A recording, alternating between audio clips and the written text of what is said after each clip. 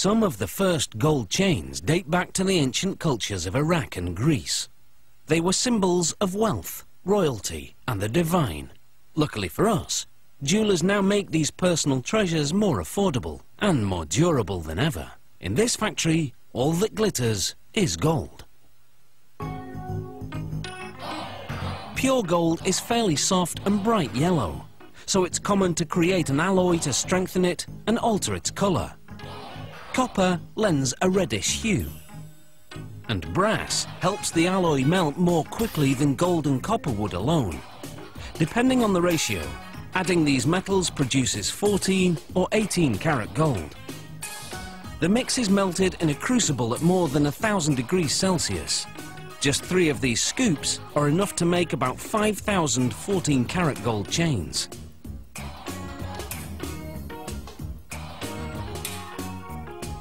The molten alloy is poured into a casting machine.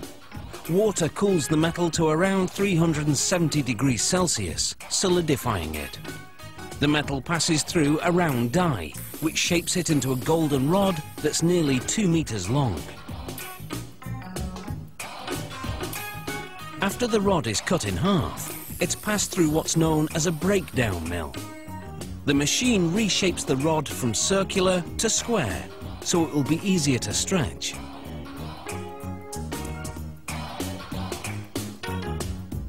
The next stop is called a tandem mill. It has 12 rollers that stretch the rod until it's as thin as a piece of spaghetti.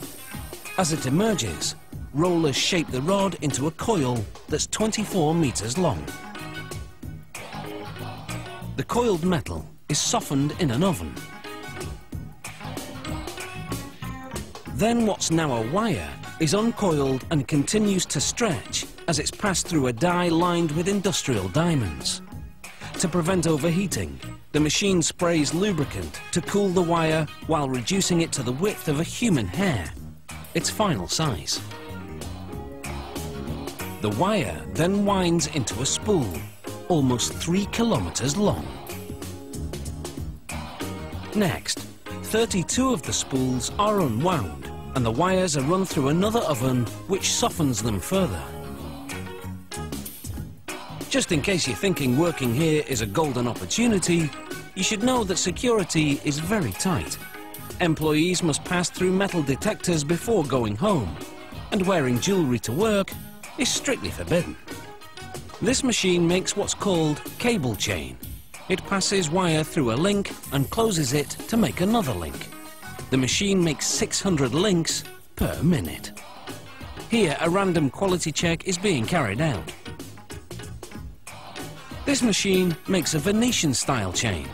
The wire passes through a channel, where mechanical jaws bend it over a die to make a link with the preceding.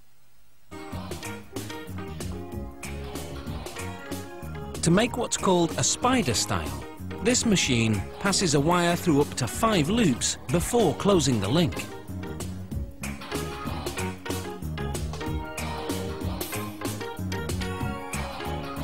For a Figaro style chain, this machine makes 3 short links before a mechanical arm moves the chain to another area to add 1 longer link. The arm then moves it back to add 3 more short links.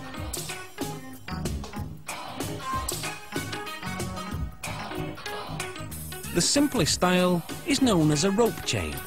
To make it, this machine threads a wire through, then closes it to make another loop.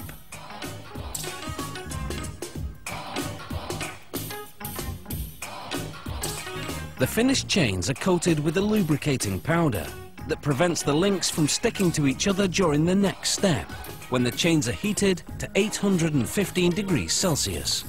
This activates a soldering agent, which was added to the metals earlier. It fuses the ends of the links to each other. This machine welds a link to a clasp on the chain.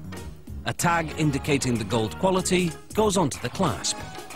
Finally, the chains go through 4 chemical baths, which clean them thoroughly.